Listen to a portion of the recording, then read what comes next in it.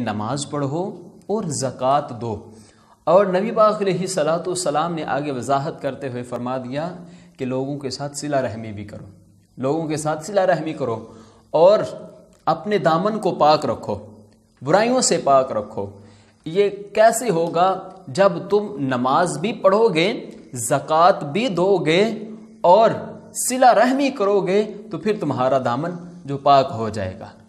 ہمیں اپنے دامن کو پاک رکھنا چاہیے اور لوگوں کے ساتھ صلہ رحمی کرنی چاہیے، زکوٰۃ دینی چاہیے اور نماز ادا کرنی چاہیے۔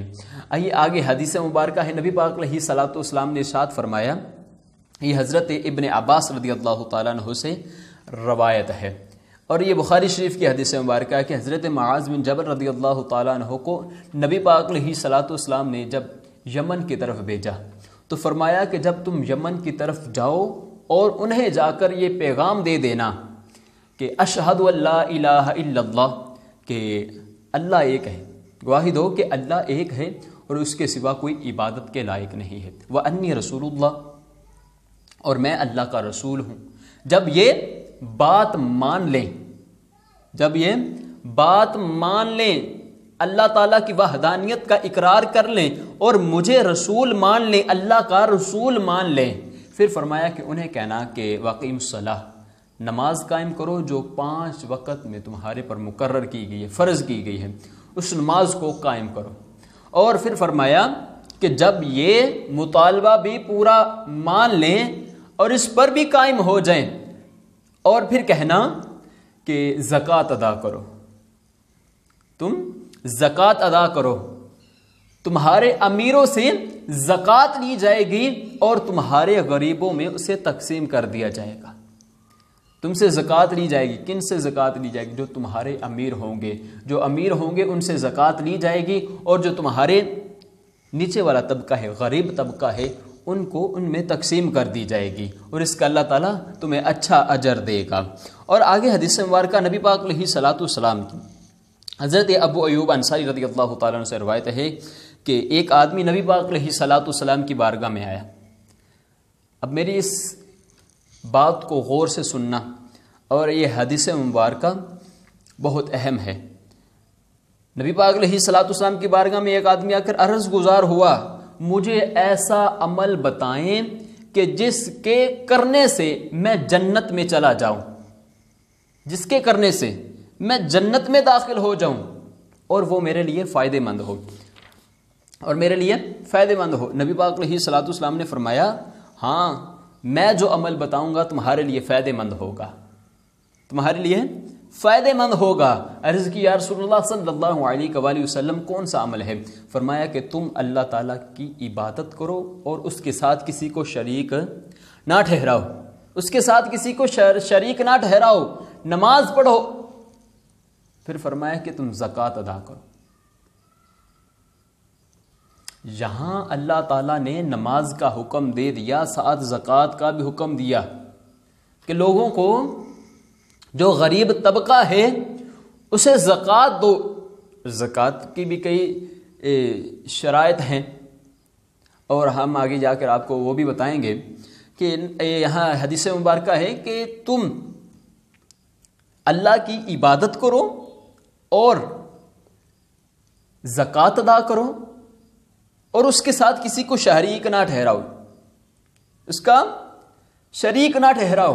پھر فرمایا کہ لوگوں کے ساتھ صلہ رحمی کرو۔ جب تم یہ کر لو گے تو پھر اپنے دامن کو پاک رکھو، اپنے دامن کو اس طرح پاک رکھو۔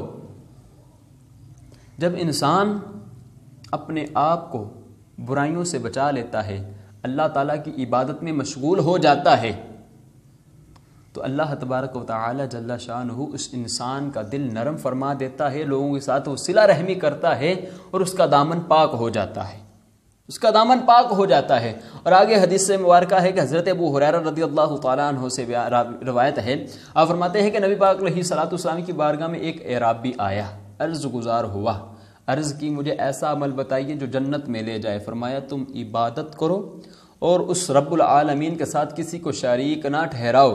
پھر فرمایا کہ زکوٰۃ ادا کرو، پہلے فرمایا نماز ادا کرو، پھر فرمایا زکوٰۃ ادا کرو، اور رمضان المبارک کے روزے رکھو۔ عرض گزار ہوا قسم سے یہ عمل کرنے کے بعد میں جنت میں داخل ہو جاؤں گا؟ پھر فرمایا قسم ہے اس ذات کی جس کے قبضہ قدرت میں میری جان ہے، میں اس پر کوئی اضافہ نہیں کروں گا۔